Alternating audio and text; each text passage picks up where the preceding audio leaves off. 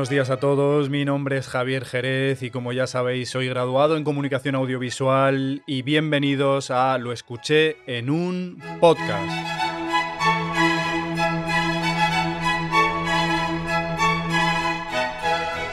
Pues bien, ahora cogemos todo ese ímpetu, toda esa alegría, toda esa energía, cogemos toda esa ilusión que tenemos y la bajamos.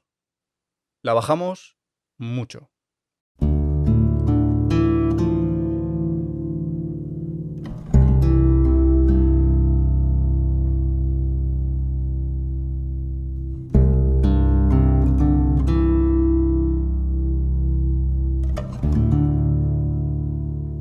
Están las cosas muy tensas. Están las cosas exactamente igual que en 2020. Ahora que ya he perdido la mitad de mis oyentes, con esta frase os diré que ahora es el momento en el que más tenemos que espabilar. Y esto es lo último que queréis escuchar. Porque llevamos escuchando estas cosas demasiado tiempo. Yo mismo me enfrento a ponerme delante del micrófono y decir, vale, ya tengo preparado mi tercer podcast, qué ilusión, qué ganas, qué ganas.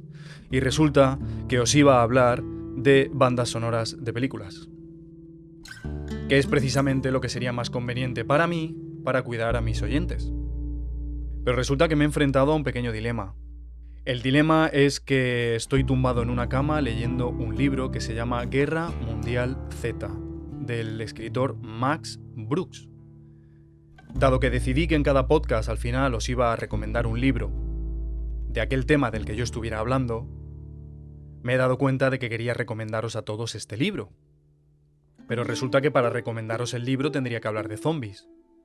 Para hablar de zombies tendría que intentar ser original. A día de hoy, hasta yo mismo he hecho un corto de zombies y he podido aportar muy poco a este género, ya que es un género que está muy bien trabajado ya.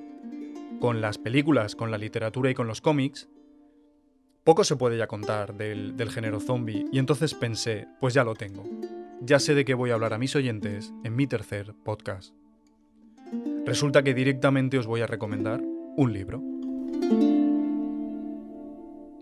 Como no puedo leeros el libro entero porque serían más de, 60 horas de podcast, dado que no soy muy fan de los audiolibros, ya que pienso que es una contradicción en sí misma, los libros no se escuchan, por lo tanto decir audiolibro es como decir submarino volante. Soy de los que opinan, y esto es una opinión personal que nadie me ha pedido, que los libros se leen. Pero resulta que me he encontrado con el capítulo más corto del libro y me ha dejado absolutamente zarandeado. Y he considerado que es sin duda un mensaje, un altavoz.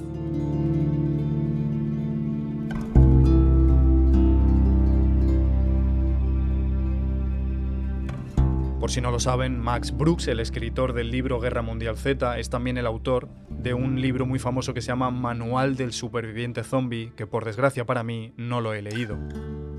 Max Brooks es el hijo del famosísimo director de cine Mel Brooks, creador de la que considero que es una obra de arte, El jovencito Frankenstein. Es el autor también de películas como Sillas de montar calientes o Soy o no soy. No voy a extenderme mucho porque directamente no quiero. No voy a extenderme mucho porque lo que voy a hacer es una cosa muy extraña, y es que voy a leeros el episodio más corto que hay en este libro. Se tardan simplemente 10 minutos en leerlo, por lo tanto es casi un pequeño capítulo, es casi un pequeño corto. Pero sí queda una pequeña panorámica del contenido que hay en el interior del libro. Os puedo asegurar, y ahí sí que viene mi recomendación, que el libro es de obligatoria lectura para todo aquel ser humano al que le encante cuestionar las cosas y ver las cosas, ver la vida desde una perspectiva tal vez diferente. El libro trata sobre el fin de una guerra zombie. El libro empieza con que ya han conseguido terminar la batalla contra una pandemia zombie. Y un entrevistador se dedica a recopilar testimonios de supervivientes. Cada capítulo es una entrevista a una persona que nos está contando cómo fue su experiencia en aquella guerra zombie. Por lo tanto, nos encontramos con capítulos que suceden en una pequeña casa, nos encontramos con capítulos que nos relatan la historia de un médico que se vio desbordado por la llegada de enfermos, nos cuenta la historia de un puente en el que un montón de supervivientes tenían que cruzarlo, pero de repente llegaron unos cazas y volaron el puente porque los militares estaban intentando contener la pandemia zombie. Nos encontramos con un episodio que es espectacular, de unas personas que deciden sobrevivir metiéndose en un submarino. Y cuando se encuentran en alta mar, dicen, muy bien, ¿y ahora qué? Ese capítulo es absolutamente extraordinario, pero es muy largo. Yo voy a compartiros con todos vosotros y os voy a regalar el que considero que es el mejor en cuanto a contenido y duración. Dicho de otra manera, el contraste que existe entre lo poquito que dura y lo mucho que cuenta. La filosofía, todo lo que hay detrás, el metalenguaje, las capas y capas de profundidad las dejo únicamente a la interpretación del lector, en este caso, del oyente. No me voy a permitir el lujo de decirle a nadie qué tiene que pensar o cómo tiene que procesar la información que estoy a punto de compartirles. Quedan totalmente liberados para cualquier interpretación que ustedes puedan dar de lo que están a punto de escuchar. Hasta aquí llega lo poco que yo les quiero contar sobre el libro Guerra Mundial Z, que es, obviamente, la recomendación que yo hago en este podcast para ustedes. El capítulo comienza con una breve descripción que el entrevistador nos cuenta, para que nos situemos en contexto, y a partir de ahí comienza a hablar el entrevistado. En este caso, es un militar. Disfruten.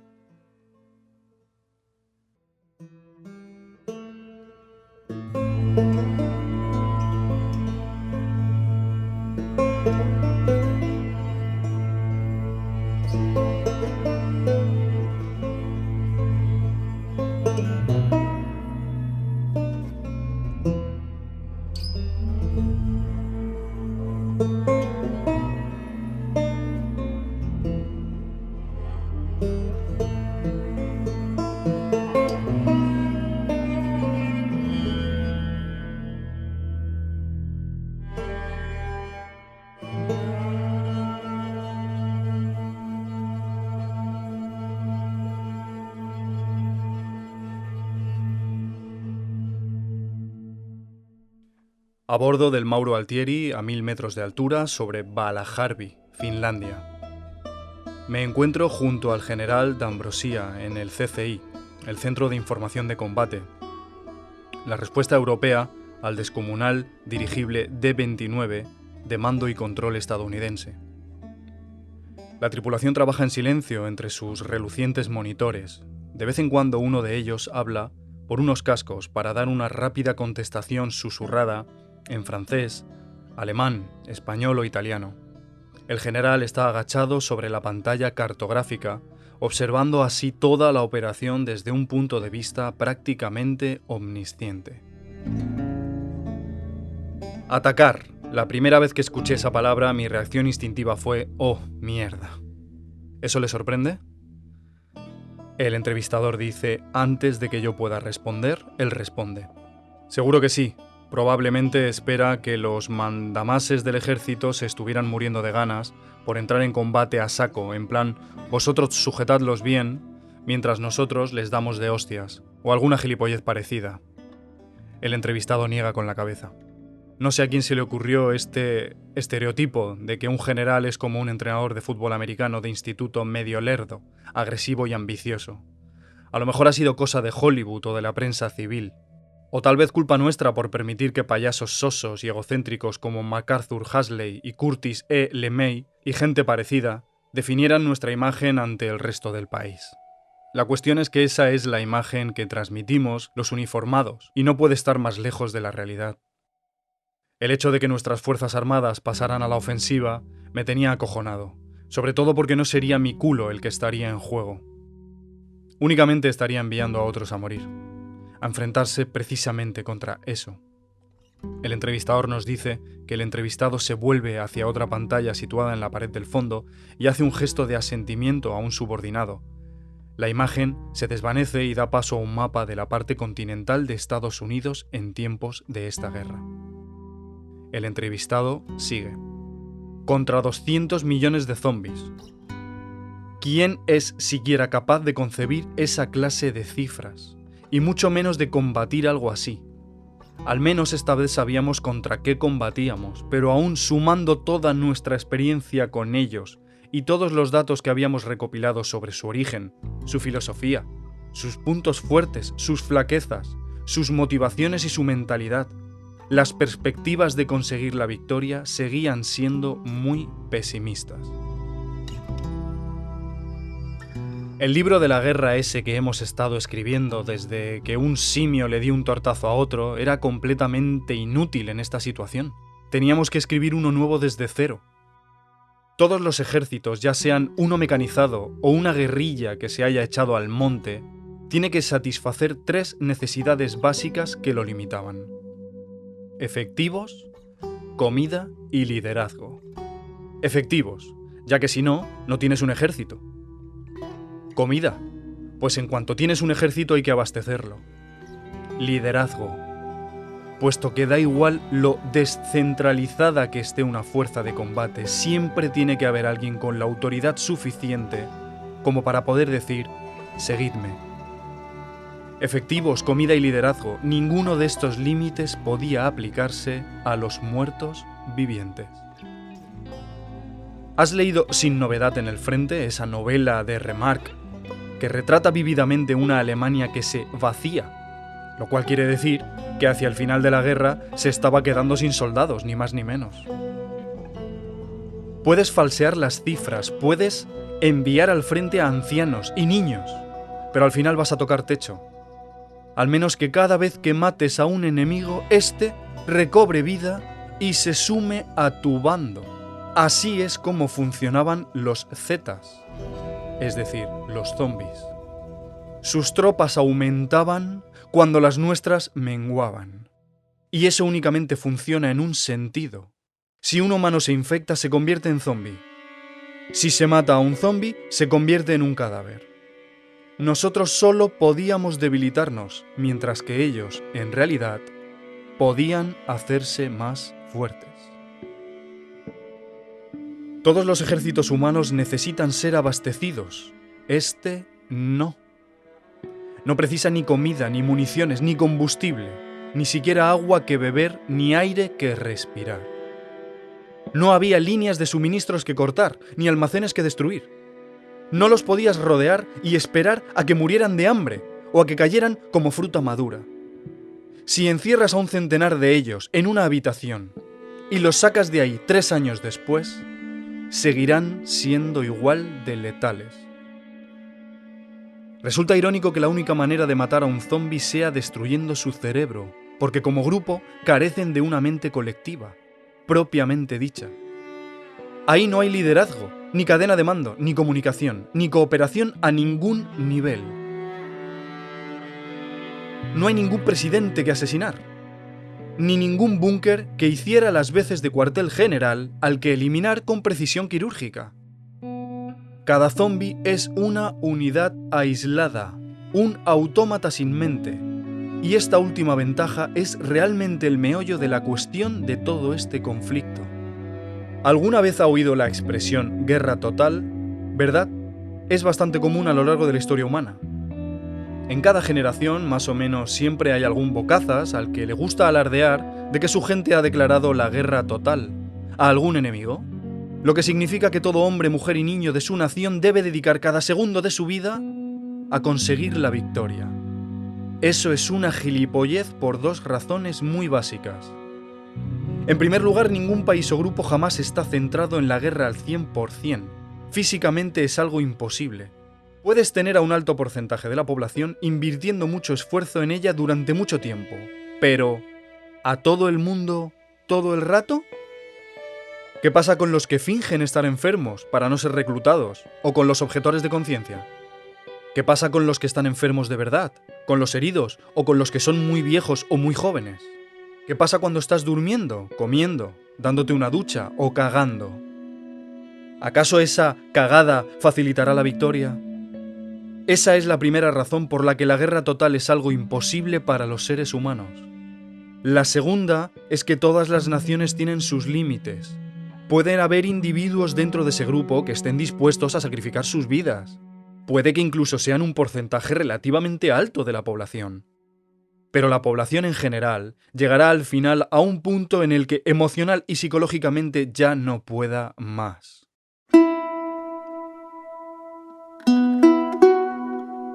Los japoneses alcanzaron el suyo gracias a 2 bombas atómicas estadounidenses. Los vietnamitas a lo mejor habrían llegado al suyo si hubiéramos arrojado un par más. Pero gracias a Dios, nos hundimos moralmente antes de llegar a ese extremo. Esa es la esencia del arte de la guerra, humano. 2 bandos que intentan llevar al otro más allá de los límites de su aguante. Así que da igual lo mucho que nos guste hablar sobre la guerra total. Esos límites siempre estarán ahí, a menos que seas un muerto viviente. Por primera vez en la historia nos enfrentábamos a un enemigo que estaba librando una guerra total de verdad. Su aguante no tenía límite, nunca negociarían, nunca se rendirían. Lucharían hasta el final porque, al contrario que nosotros, cada uno de ellos dedica cada segundo de cada día a acabar con todo ser vivo que hubiera sobre la faz de la tierra. Esa era la clase de enemigo que nos esperaba más allá de las rocosas. Esa era la clase de guerra que teníamos que luchar.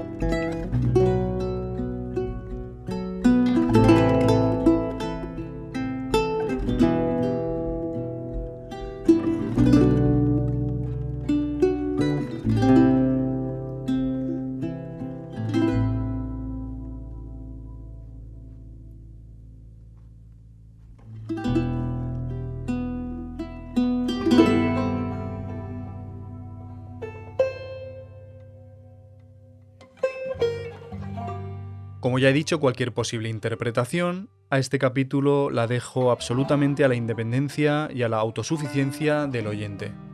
Nuevamente, muchísimas gracias por estar ahí. Muchísimas gracias por mis suscriptores y por mis seguidores. Y sobre todo, por favor, sean felices, pero sobre todo, hagan felices. Muchísimas gracias.